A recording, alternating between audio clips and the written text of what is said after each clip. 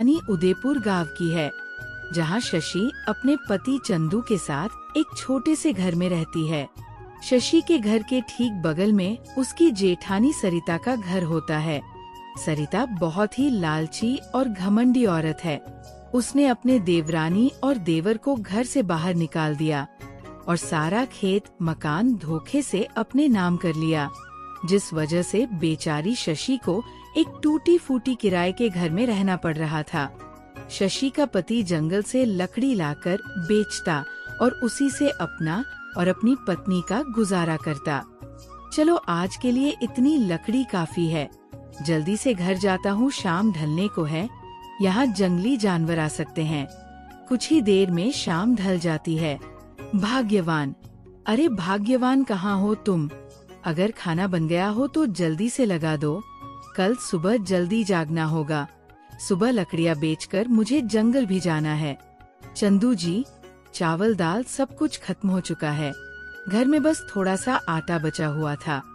मैंने आपके लिए 2 रोटी सेक दी है, आप नमक प्याज के साथ खा लो। भाग्यवान, तुमने 2 रोटी सेकी है और दोनों रोटी मुझे दे दी, तो तुम क्या खाओगी? आप मेरी चिंता ना करें, मैं पानी पीकर सो जाऊंगी। आपको तो जंगल में जाकर कड़ी मेहनत करनी पड़ती है। कल लकड़ी बेचकर जो पैसे मिलेंगे उससे मैं कुछ खा लूंगी। नहीं भाग्यवान, ऐसे कैसे चलेगा? आओ और दोनों मिल बांट कर खाते हैं। ठीक है जी, आप कह रहे हैं तो मैं भी आपके साथ कुछ खा लेती हूँ। सुबह होती ही चंदू अपना काम के लिए निकल जाता है और इधर शशि नहा धोकर माता रानी की पूजा करती है। शशि को पूजा पाठ करना बहुत पसंद थी। कुछ दिन बाद नवरात्रि का समय आ जाता है। वही शशि की अमीर घमंडी जेठानी नवरात्रि के लिए अपने घर की साज सजावट करवाती है, ताकि अपनी गरीब देवरानी को दिखा सके। अरे भैया, ये क्या थोड़े थोड़े फूल लगा रहे हो? देखो तो जरा कितनी खाली खाली सजावट लग रही है। अरे मैडम जी, आप चिंता ना करें, मैं अभी आपके घर को फूलों की सजावट से भर देता हूँ। शशि पूजा पाठ करके अपने पति चंदू का इंतजार कर रही होती है। कितनी देर हो गई, अभी तक चंदू जी नहीं आए। आखिर कब मैं बाजार जाकर नवरात्रि के सामान खरीदूंगी, कहीं दुकान बंद ना हो जाए। थोड़ी देर बाद चंदू घर आता है। जी आप आ गए, लकड़ी बेचकर कुछ पैसे हुए क्या? हाँ भाग्यवान, बस 300 रुपए मिले। भाग्यवान, इतने में हो जाएगा क्या? कोई बात नहीं है जी, मैं इतने में नवरात्रि की स्थापना कर लूंगी। मैं बाजार से आती हूँ। शशि बाजार जाकर नवरात्रि का सामान लेकर घर आ रही होती है। तभी उसकी जेठानी सामान का बड़ा सा थैला लेकर साथ चलने लगती है। इतनी भारी थैला उठाकर तो मेरे हाथों में दर्द करने लगा है। शशि, तुमने चढ़ाने के लिए फल नहीं खरीदे। दीदी, घर की आर्थिक दशा आपसे छिपी थोड़ी है। चंदू जी ने 300 रुपए दिए हैं, इससे माता रानी की चुनरी, फोटो, जो कलश, नारियल, ये सब लेना पड़ता है। इतने से रुपए में फल कहाँ से ले पाऊंगी? हाँ शशि, तुम तो ठहरे गरीब, अब जितनी चादर होगी उतना ही तो पैर फैलाओगी ना। अच्छा, मेरी कार खड़ी है, मैं चलती हूँ। शशि की जेठानी अपने आलीशान गाड़ी में बैठकर चली जाती है और शशि सारा सामान लेकर पैदल पैदल घर लौटती है। अगले दिन देवरानी जेठानी अपने अपने घरों में माँ दुर्गा की स्थापना करती है। हे माता रानी, अगर मैं सच्चे दिल से आपकी पूजा की हो तो मेरे घर की सारी दुख दुविधा दूर कर लो। एक तरफ शशि की जेठानी व्रत के नाम पर सारा दिन खाती रहती और वही शशि अपने पूरे नियम से नवरात्रि का उपवास रखती। इसी तरह से नवरात्रि के 9 दिन बीत जाते हैं। दोनों पति पत्नी नवरात्रि का पूजन करके बहुत खुश होते हैं। घर में पूजा पाठ करने से मन को काफी शांति मिलती है। हाँ भाग्यवान, तुम बिल्कुल सही कह रही हो। तुम देखना माता रानी एक दिन हमारी गरीबी को दूर कर देगी और हमें भी रोजाना पेट भर खाना खाने को मिलेगा। हम भी पेट भर खाना खा सकेंगे। चलो भाग्यवान, जल्दी से खाना निकाल दो। मुझे खाना खाकर जंगल लकड़ी के लिए जाना है। चंदू खाना खाता है और जंगल के लिए निकल जाता है। थोड़ी देर बाद शाम ढलने लगती है और चंदू जल्दी जल्दी लकड़ियाँ काटकर घर आ रहा होता है। तभी उसकी नजर एक प्लास्टिक पर पड़ती है जिसमें कुछ हरी मिर्ची होती है। अरे ये क्या, इस प्लास्टिक में तो मिर्ची है। लगता है रास्ते में चलते वक्त किसी से गिर गया होगा। इसे मैं ले जाता हूँ और शशि से कहूँगा कि मिर्ची के पकोड़े बना दे। चंदू मिर्ची को उठाकर घर आ जाता और अपनी पत्नी को मिर्ची देते हुए कहता है, भाग्यवान, ये लो मिर्ची। रास्ते में आते वक्त ये मुझे जमीन पर पड़ा मिला। जल्दी से जाओ और मिर्च के पकोड़े तल दो। आज रात मिर्ची के पकोड़े और रोटी खाकर गुजारा कर लेंगे। चंदू जी, लेकिन घर में तो बेसन नहीं है और ना तेल है जिससे मिर्ची के पकोड़े तल सके। अच्छा तो एक काम करो, रोटी, नमक और मिर्ची ही खाने को दे दो। शशि रसोई में जाती है और कुछ रोटियां सेकती है। तभी शशि के मन में एक विचार आता है, क्यों ना मैं इनसे मिर्ची के अचार बना लूं। ना ज्यादा तेल लगेंगे और ना मसाले। घर में थोड़े मसाले रखे हैं।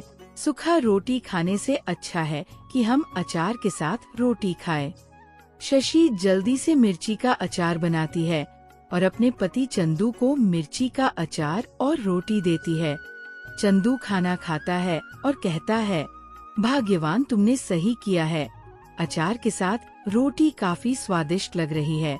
हाँ जी, हमारी इतनी किस्मत कहाँ जो हम सब्जी के साथ रोटी खा सके। भाग्यवान, मेरे पास एक उपाय है।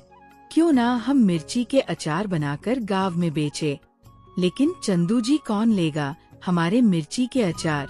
लोगों को तो बड़े दुकानों से अचार खाना पसंद है। भाग्यवान, बाजार में जो अचार मिलते हैं वो बड़े फैक्ट्री में बनते हैं। उन अचारों में वो घर वाले स्वाद कहाँ। ना तो उनमें अच्छे मसाले मिलाए जाते हैं और ना अच्छे तेल। हम तो घर में अचार बनाकर लोगों को बेचेंगे। घर के बने अचार में जो स्वाद है वो फैक्ट्री में बनने वाले अचार में कहाँ। मैं कल मिर्ची लेकर आता हूँ, तुम अचार बना देना। मैं गांव में घूम घूम कर अचार बेच दिया करूँगा। ठीक है जी, आपको जैसा ठीक लगे। चंदू बाजार जाकर मिर्ची ले आता है और शशि जल्दी जल्दी मिर्ची के अचार तैयार करती है। अचार ले लो अचार, घर के बने स्वादिष्ट मिर्ची के अचार, ताजा मसाले का अचार। सुबह से शाम हो जाती है लेकिन चंदू से एक भी ग्राहक अचार नहीं खरीदता। ये हमें कैसे दिन दिखा रहे हैं। पूरे दिन मेहनत करने के बाद भी मैं अपनी पत्नी को पेट भर खाना नहीं खिला पाता। सुबह से अचार लेकर घूम रहा हूँ, एक भी अचार नहीं बिके। शाम ढल जाती है और चंदू चुपचाप घर आकर बैठ जाता। क्या हुआ जी, आप ऐसे क्यों बैठे हैं? आप तो अचार बेचने गए थे ना, आज कुछ अचार बिके क्या? भाग्यवान, तुम ठीक कह रही थी। लोग बड़े दुकानों से अचार खरीदना पसंद करते हैं। सुबह से गली गली घूम कर थक गया लेकिन एक भी ग्राहक नहीं मिला। गांव के सारे लोग हमसे ही अचार लेंगे। अगले दिन सुबह चंदू फिर से अचार बेचने के लिए निकल जाता है। ऐसे ही घूमते घूमते चंदू को पूरे दिन में केवल 2 ही ग्राहक मिलते हैं। भाग्यवान, आज केवल 2 ही ग्राहक मिले। ये लो थोड़े से पैसे, कल के खाने के लिए दाल चावल खरीद लेना। अजी, मैं क्या कह रही थी, अचार बेचते बेचते आपके घर आने में शाम ढल जाती है। पूरे दिन घूमने के बाद भी केवल 1 या 2 ग्राहक मिलते हैं। ऐसे तो हम एक वक्त का भी खाना नहीं खा पाएंगे। आज तो 2 ग्राहक मिले, हो सकता है कल एक भी ग्राहक नहीं मिलेंगे, तो ऐसे तो हमें भूखे ही सोना पड़ेगा। लकड़ी बेचकर तो हम सूखी रोटी खा पाते थे। हाँ भाग्यवान, मैं भी यही सोच रहा हूँ कि मैं कल से अचार बेचना छोड़कर फिर से जंगल लकड़ियाँ लाने जाऊंगा। कम से कम हम एक वक्त का खाना तो खा सकेंगे। तभी अचानक तेज बिजली कड़कती है और बहुत तेज हवाएं चलने लगती है। शशि डर जाती है और घबराकर कहता है, चंदू जी, ये तो कोई अशुभ संकेत है। लगता है कोई बहुत बड़ा तूफान आने वाला है। लेकिन चंदू ने खुद को संभाला और कहा, भाग्यवान डरने की जरूरत नहीं, ये कुदरत का करिश्मा है। तभी उसके घर के बाहर एक बूढ़ी औरत आई। उसके हाथ में एक मटकी थी। वो काफी भूखी प्यासी लग रही थी। बेटी, मुझे बहुत भूख लगी है, क्या तुम मुझे खाने को दे सकती हो? तभी चंदू और शशि दरवाजे पर आए।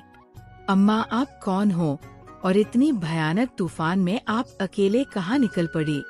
इस गांव में तो हमने आपको कभी देखा नहीं। बेटा, मैं अपने बेटे और बहू के घर जा रही थी। चलते चलते इतनी रात हो गई और मुझे बड़े जोड़ों की भूख लगी है। सोचा तुमसे कुछ मदद मांग लूं। अम्मा, आप अंदर आ जाओ। भाग्यवान जो भी खाने को है वो इन्हें दे दो। शशि तुरंत जाकर 2 रोटी और मिर्ची का अचार दे देती है। बेटा, तुम्हारा दिल बहुत बड़ा है। तुम्हारे अचार में जो स्वाद है वो दुनिया की किसी अचार में नहीं। अम्मा, आपको बहुत जोरों की भूख लगी है ना? शायद इसीलिए आपको हमारा अचार अच्छा लग रहा है। अगर ये अचार अच्छा होता तो लोग ये अचार हमसे खरीदते क्यों नहीं?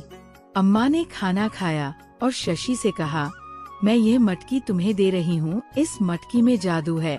जो भी अचार तुम इसमें बनाओगी वो बेहद स्वादिष्ट होगा और लोगों को स्वाद और सुख भी देगा।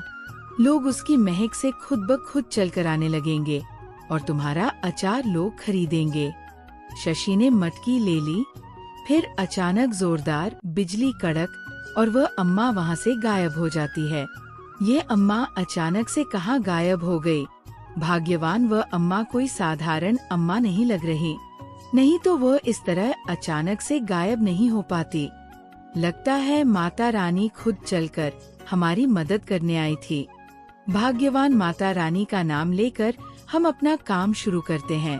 अगली सुबह शशि ने उस मटकी में मिर्ची का अचार बनाना शुरू किया। जैसे ही मटकी में अचार डाला, अचार की खुशबू पूरे गांव में फैल गई। थोड़ी ही देर में सारे गांव के लोग उसके झोपड़ी के बाहर इकट्ठा हो गए। देवरानी जी, ये महक कैसी है जो हमें यहाँ तक खींच लाई? जेठानी जी, ये हमारे अचार का स्वाद है, इसे खाकर आपको बीमारी नहीं होगी। तब तो ये अचार खाना ही पड़ेगा। पूरे गांव वालों ने उसका सारा अचार खरीद लिया। भाग्यवान, ये तो कमाल ही हो गया। अब चलो हम कुछ और अचार बना लेते हैं और इन्हें बाजार में बेचते हैं। शशि और चंदू ने फिर से मटके में ढेर सारे अचार बनाए और उस अचार को पास के बाजार में बेचना शुरू किया। कुछ महीनों में ही शशि के घर की हालत सुधरने लगी। अब उसके पास पैसे आने लगे थे और उन लोगों ने एक अपना नया घर बनवा लिया।